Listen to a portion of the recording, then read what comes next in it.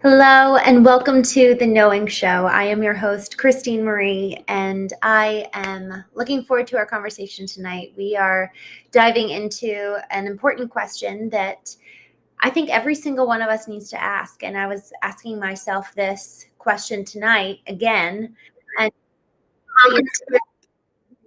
two times. Okay, I think we're all good. I asked myself this question today, but I asked myself this question for the first time 6 years ago. And this question is, whose problem am I solving? And what that looks like is much more so than just even at face value in terms of business.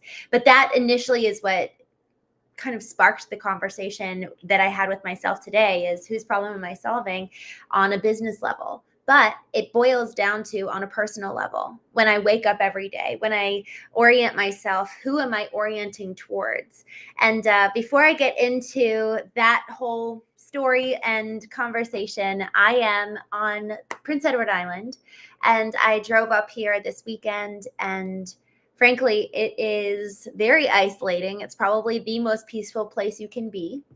And I am finding that it doesn't matter where I exist, I can be in the most peaceful haven there is. But if I'm not in a kind of a place where I can actually exist in that peace, it really does not matter what my external environment is. So much of my inner wellness and the state of my inner being really translates out. And even beyond that, I just had this thought of how our nervous system is almost like the connective tissue between our inner being and our external environment. And so if our nervous system is off, we can really seek to get our inner being into a meditative state.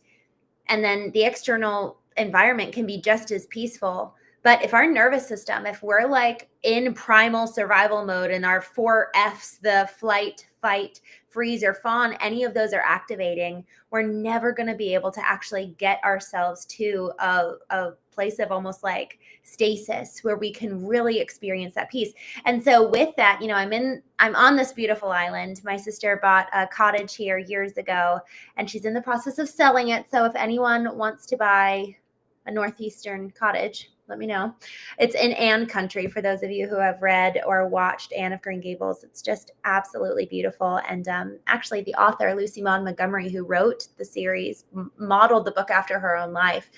And it's just so inspiring. She was an orphan and raised by her grandparents and really viewed the world as though every day was a miracle. And like, I want to be like Anne. I want to be like Lucy Maud Montgomery.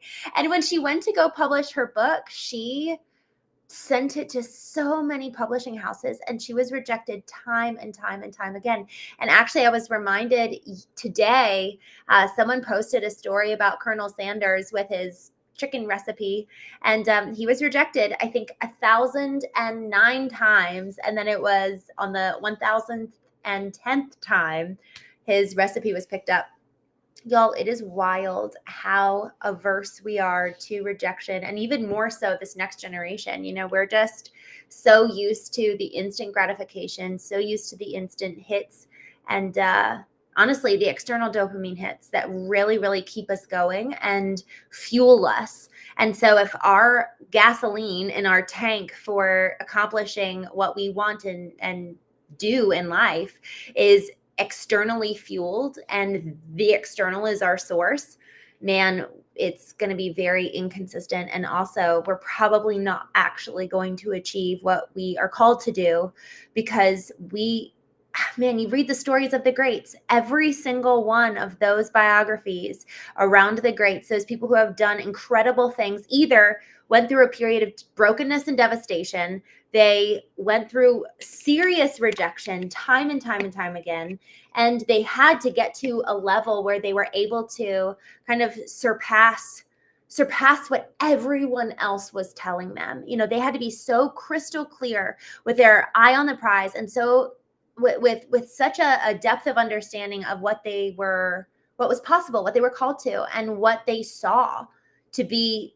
I cannot imagine 1,000 times. Also, I'm sitting here looking at you, and I can see out of the corner of my eye that Airbnb guests have just pulled up. So I just got a little bit distracted. Also, I I'm so hot. So I'm just going to take this off. I feel like I'm in a little bit of a strange state at the moment. Right when I started, my glasses keep sliding down my nose. So I'm hot. I've got Airbnb guests looking through my window right now. My glasses are sliding off. It's going to be a great conversation. And all that to say, it's taken me a good couple of days to settle in here. Honestly, being alone it took me a while when I went to Paris and when I went to Italy. But what was interesting about that trip is that I was constantly moving. Like every 4 or 5 days, I was moving a hotel or moving, and it was some places I stayed for about 6 days, but I was constantly on the go. So it was like unpacking there for 3 or 4 days and then moving again. And so with this trip, I think that this might be the longest I've stayed anywhere outside of my home, a solid 2 weeks. And there's something about it where my nervous system had a hard time settling in, and I really had to, for a couple of reasons. One, there's something about other people where I have, for my entire life, derived my sense of meaning. What can I do for people? What can I give them? How can I invest in them? How can I care for them? The list goes on. And thus I have garnered a big sense of my worth and purpose. There's purpose in taking care of others. And ever since I was, so little, my mom told me when I was not even born yet, my grandmother apparently had this word from God that I would be like Mother Teresa. And so that was told to me when I was, as young as I can remember. So I've had this narrative of I'm supposed to be like Mother Teresa. And so that was the way I kind of lived my life, was I'm supposed to be this saint and really give. And I just saw my friend Chris joined. Hi, Chris. But y'all, there's something about this, about the narratives that are spoken over us and who we're told to be, that really tempt us to start molding into who that person is, rather than ever coming to figure out, well, who was I uniquely created to be? What are my gifts? What am I made to do? And so this question of whose problem are you solving? Am I solving for the problem that Mother Teresa was designed to solve, and the problems that she did solve so beautifully? Thank God for her. And anyone else, because it's not just one person. Maybe we're actually told, oh my gosh, you're so much like your father, or you're so much like your aunt. And then we start modeling after that person that we're told to be like, that we should be like, or someone that we act like, look like. So we're constantly fixated on everyone else around us to derive our sense of meaning and our worth. We're finding our purpose in the way that they live their life and what they're called to do and who they are. And we're outsourcing then every sense of meaning, obligation, and thus joy. So anytime someone else affirms that, we get that little instant dopamine hit saying, oh, I'm doing a good job. This is what I'm supposed to be doing. So now our worth and our dopamine is all externally sourced. And we have nothing that we can conjure from within to then find a sense of meaning beyond the external. And so 6 years ago, one of the very first things I did when I first started my business was I went on a trip to Honduras with USAID and went to a lot of coffee farmers. And we were working on their personal brands because they were effectively using a middleman to send their coffee beans around the world. And so what they wanted to do was source direct. But they had to establish themselves, had to set up online presence and a brand before anything else. And so we really dove into brand for about 2 weeks. And that was the very first time in my life where I had no cell phone access. I had no TV in my room. I had my laptop, but Wi-Fi was bad. And so really I was entirely alone and without distraction for 2 weeks solid. And, I didn't speak great Spanish. And so it was very isolating. Breakfasts and dinners were very isolating. And it was really, really good, because it was the first time in my life that I actually went toe to toe with this question: do I need to be needed? I had just started exploring the enneagram at the time, which was this personality test where you are broken. There's 9 different categories, and you can err on kind of going up a number or down a number. So you can either it goes 1 through 9. And so if you're the 9 number, you could go down to 8 or up to 1. And so it's the cyclical nature. And so when you kind of break it down that somebody can wing one way or another, and then when you are actually healthy, you'll look like another number. And when you're unhealthy, you'll look like another number. And ultimately, the way that they defined this is what is your core motivation? And thus it assigns you a number within this numerical system of 1 to 9. And ultimately, when you think about it, there's 27 different types of kind of personality traits within this, because there's a wing up and a wing down, and then a number that you go to in health and in unhealth. So with that, there's this whole copious array. And one of the core motivations is, do you need to be needed? And that's the Enneagram 2. And ultimately, when I came face to face with this persona that I was looking at, the Enneagram 2, I did not want to be like it, because that was what was who I was told to be for the majority of my life. It's this very submissive, agreeable type of person in what can be unhealthy, where they really are just like externally motivated and externally fixated. And that was the Christian woman for the most part. It was somebody who just found so much meaning in service. And there's obviously such a beautiful manifestation of that. And frankly, a big part of my last 2 to 3 years is, okay, how do I live aligned vertically, knowing who I am and knowing who I'm called to be, while also living horizontally, not being self-obsessed or self-absorbed, but knowing who I am, and also having boundaries. Because we see this awkward dynamic today where, people are moving from this place of codependence all the way to self-love, but in the self-love, they actually use that as an excuse for selfishness. And there's a big fine line, the dichotomy there, but there's a big difference and a fine line between codependence and also really being able to sit with other people in empathy. And then there's also a big difference and a fine line between self-love and self-obsession. So what does it look like to actually operate from this delicate balance of really operating aligned under the hierarchy of my ideal and with the divine at the head, and also interacting with other people where I'm loving well and giving? I heard this example from Lisa Nicholson. She had this example of a glass basin, a physical glass, and then a glass pitcher. She was pouring water into it. And when it was all the way full, she said, so many of us only give from our cup that's full. Others will give from a glass half full. And then she continued to pour and pour and pour, and the water spilled out into the basin underneath. And then she held up the glass and said, this glass, everything, all of the contents in here are reserved for you. And everything in the basin is for everyone else. We need to be giving from our overflow. Otherwise, we will continuously be running on empty, and we will continuously be running out of resources, rather than, there was actually a mantra at our church growing up where it was God first, others second, me third. And there was talk about having this ideal set before you of everyone saying, hey, here's your target, come and meet it.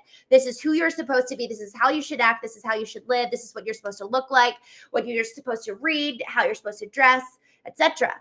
That's what's being held up for you. But if it's God first, others second, me third, there's nothing left over for you, rather than going inward, replenishing my store of supply, and then everything after is just rich, and I'm able to give from a wellspring of life, rather than this depleted, half empty, people are coming in and draining my short supply. And so it's a fundamentally reversed way of engaging with the world, to be coming from a place where I am strong, I am aligned with who I know I am called to be, and then I can engage with everyone around me. And yes, that means that there probably will be boundaries, because otherwise, if I'm trying to be like Mother Teresa, and I'm not, I'm constantly going to be striving and grasping for something that's always going to be out of reach, because that's not who I am. And it's just like, man, it comes down to these people in our lives that frankly we shouldn't be in relationship with. I just was thinking about this today. The people that weave in and out of our lives, we're constantly grasping for them if we're told you're supposed to be in relationship with them, rather than being able to operate being taught from within and knowing my nervous system is actually really off right now when I interact with you. It's like I was talking about at the very beginning. I can be in Prince Edward Island, the most peaceful, wonderful, beautiful place in the world. I can be trying to be vertically aligned, but then if there's somebody that comes in and is in my physical environment, my nervous system is dinging and saying a warning sign, something's wrong, I'm never going to be able to get myself into a truly integrated whole space, because my survival instincts are kicking in: flight, fight, freeze, or fawn, because that person has proved to be dangerous over and over and over again.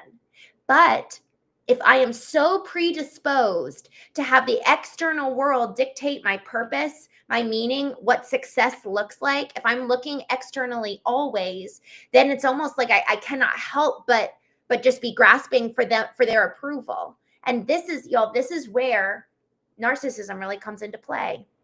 And I'll get back to our topic at hand tonight, because I wasn't planning to go here. But this is where it's really, really important, because people who are unhealthy, it doesn't mean that they're bad people by any means. Narcissism, the clinical reality of it is that somebody, typically in childhood, had something traumatic happen to them, and they lacked the developmental cognitive ability that is the cultivation of empathy in their brain. So their neural pathways are fundamentally underdeveloped, and thus they don't have the ability to empathize with us. It's not, there's a difference between narcissistic and sociopathic. A true narcissist can learn empathy. And I heard it described once by, she's like the mother of narcissism. She's not narcissist, but she's the psychiatrist. She was talking about how a narcissist can learn empathy almost like the stretching of a rubber band. So they're practicing, they're cultivating the tools, and they're stretching, and putting in the reps, practicing. But then the second they're triggered, it snaps back. And so that's a narcissist, whereas most other normal people with normal cognitive pathways actually can withstand the triggers of normal everyday life without snapping back and kind of losing all of that progress that they were gaining along the way. So for you and I, those who have perhaps a natural, normal sense of empathy, if we don't have the boundaries that protect us from those folks who have consistently, continuously caused data to form in our bodies that trigger the warning system and the alerts that this is unsafe, we are fundamentally disrespecting. We talk about our four intelligences here: intellectual, emotional, physical, and spiritual. If we're not paying attention to each one of those four intelligences and the data that they're putting forward saying that this person is dangerous, we're going to slowly dim those voices of each intelligence and silence their impact for us and in us, to thus learn from them. And here's what's cool, is that it's not just that this thought of being taught from within is that we're being taught in terms of the data that we're hearing from our intelligences, but we also get to be internally sourced on a dopamine level. So this question of, do I need to be needed? This like delving into whose problem am I addressing? Who's giving me my worth? Y'all, the more we can actually pull back and kind of reclaim our worth and reclaim even our dopamine hits, all of that is kind of like this beautiful homecoming. John Bradshaw actually wrote a book called Homecoming, and he talks about kind of parenting those parts of our inner child at different ages. And he talks about effectively bringing each part back home. And I just love this concept of changing the source rather than outsourcing our worth, our meaning, our purpose, our dopamine hits. All of a sudden, it all kind of comes back and into alignment and under alignment of our ideal. But we have to be really, really clear about what our ideal is, because as of right now, otherwise, everyone else is our ideal. They're saying it for us. They're giving us the ideal when it comes to purpose, meaning, values, even the success and the ideal when it comes to dopamine hits. I'm literally in the most beautiful place in the world, and I'm sitting here like, I'm not at Growth Hacking Live, and I'm not with all of the people in San Diego, and I'm not home. And during 5 to 8 a.m. and 5 to 8 p.m., I've been staying off my phone for the most part, in terms of like getting inputs. And this is like the time for creation. And y'all, it's hard to just walk on the beach and be quiet and not read, listen to music, listen to a podcast, text, be on my phone scrolling. It's like, okay, I'm just going to exist.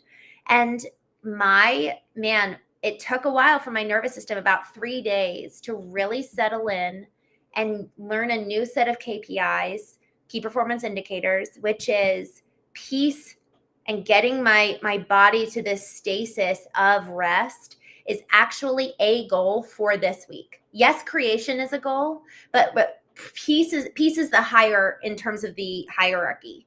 And I just realized I really don't operate from a baseline of genuine inner peace to this level. And I know it's not always going to be this way. Think about one day, if we, Lord willing, if I have children, it's not like I'm going to be able to sustain this by any means. But there is something about reclaiming what my KPIs are and reclaiming my dopamine hits. My dopamine hit can be a beautiful sunset. And my dopamine hit can be cooking and making a wonderful meal just for me. No one else is going to enjoy it, and that's fine. It's wild how much just even the little things in life that I've always said I want to do, like painting. It's like, oh, but if no one's going to see it, is it even worth doing? And it's really, I don't even like saying that out loud, but it's true. So many reasons why I would do something would typically be to serve someone else, to please someone else, to make someone else happy. And so in this pursuit of reclamation of our dopamine hits, it's, wow, what a blessing it is for us to conjure our own joy. What a blessing it is to conjure our own meaning. And when it comes to this question of whose problem am I solving? Y'all, there's something about that question that is, I said this at the very beginning, probably one of the most important we can ever ask, because I would guess, I would offer that perhaps at the very center of your problem is perhaps your calling. So in the process and in the pursuit of solving our own problem, we are thus creating the very thing which we were made to create in the first place. I believe with everything in me that each one of us is a creator, because we are modeled after the ultimate creator. And thus we have the ability, and not even just the ability, but the call to creation. And it could very well be something small. It could very well be something massive.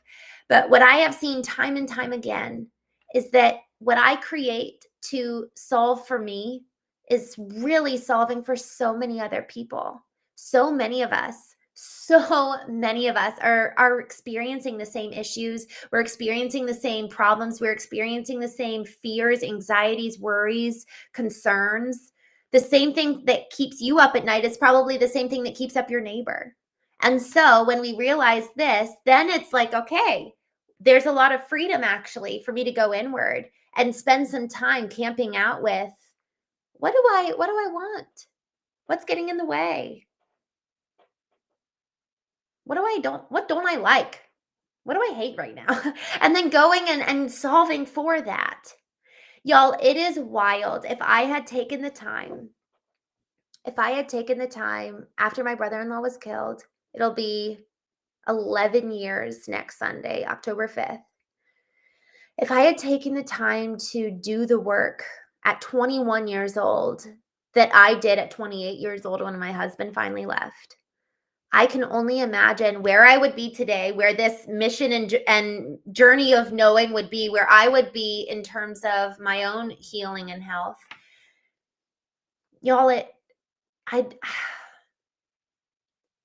don't think it's intentional by any means. Well, I don't know. I was about to say, I don't think it's intentional by any means, the path and the devastation that we go through that eventually wakes us up, but maybe it is. Maybe what you and I go through when it comes to devastation is so with intention because the solution that we thus create as a result of brokenness is that important. Maybe. I never like saying the ends justify the means, especially when it comes to death, includes death. I don't know, I don't ever want to say that. But what I will say is that I look back on who I was before the car accident, who I was in between the car accident and my husband leaving, and then who I am now.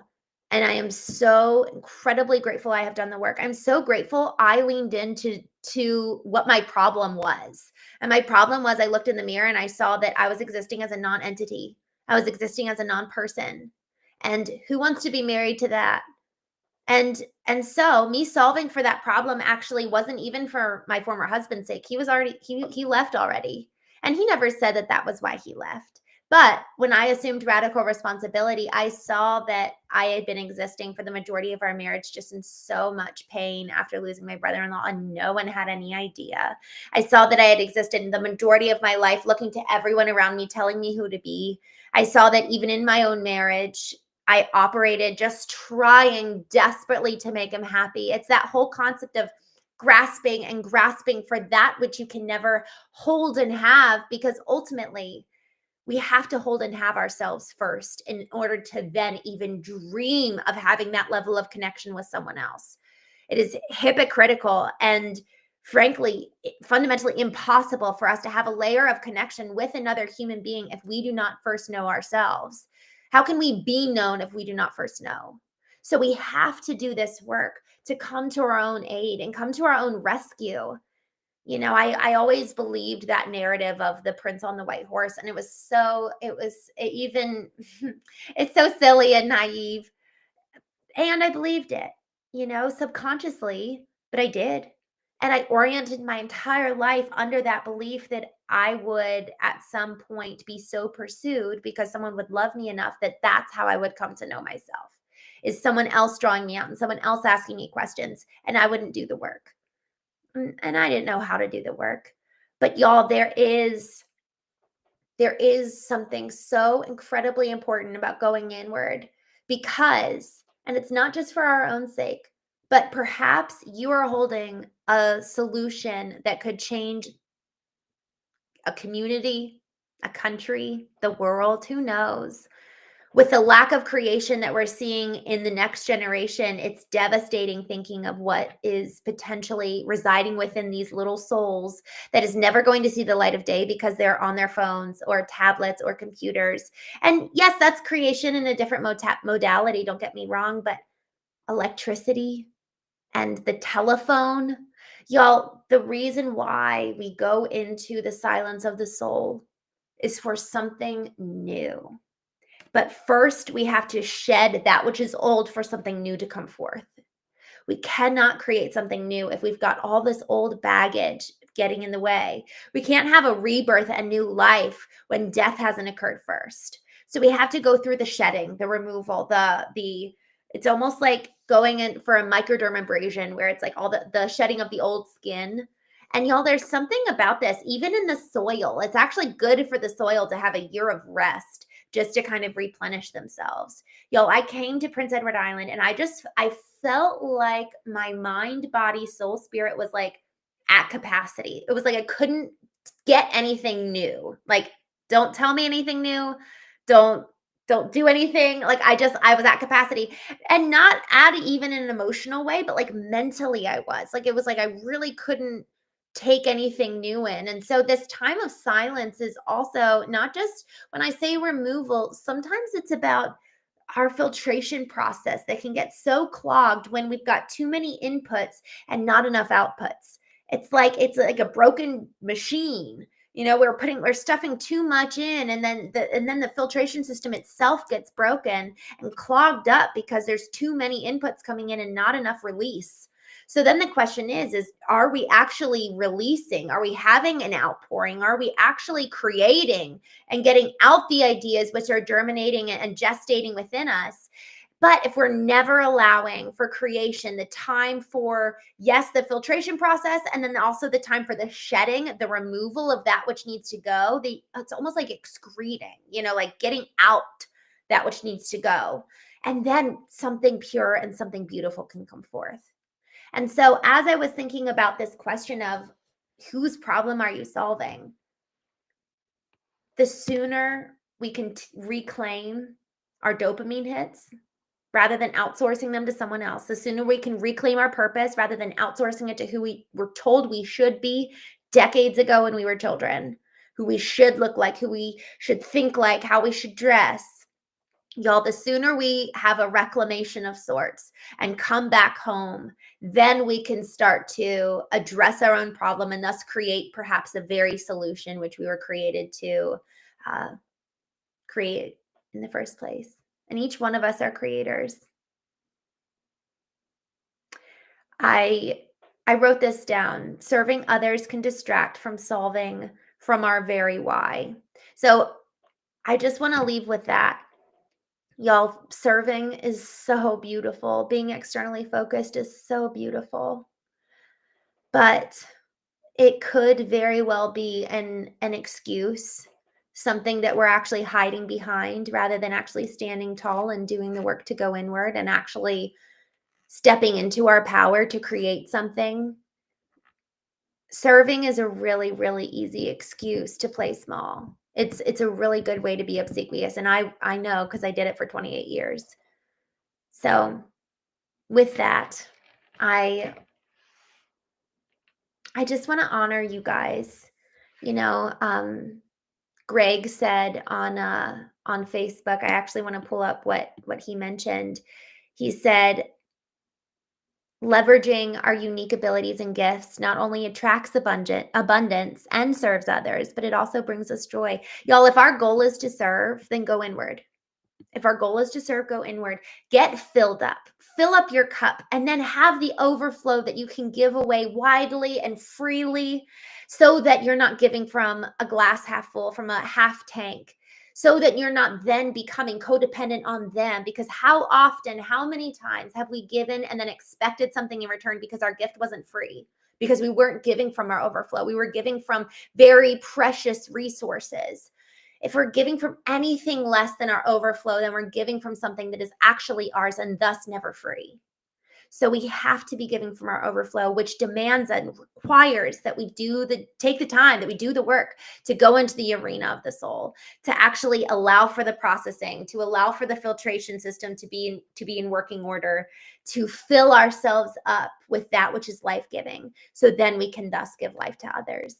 Y'all, I am going to drop a link for 21 days of free vertical alignments. This is my morning process that I move through every day to align myself, my soul, my spirit. And then I ask a question to prompt and then just give encouragement as we navigate through the rest of the day. So I encourage you to take 20 minutes every day. I usually do about an hour, but I don't want that to frighten you. So do 20 minutes, put your timer on for 20 minutes. And this 21 days is intended, I curated it in a really ordered way to help you get to the end of the 21 days where you've gone through engaging with your physical body for the first week, engaging with your soul the second week, and then really engaging these different parts of kind of the holistic self the last week. And I'd love to hear your thoughts after you're done or as you get started. Just tell me if you're midway through.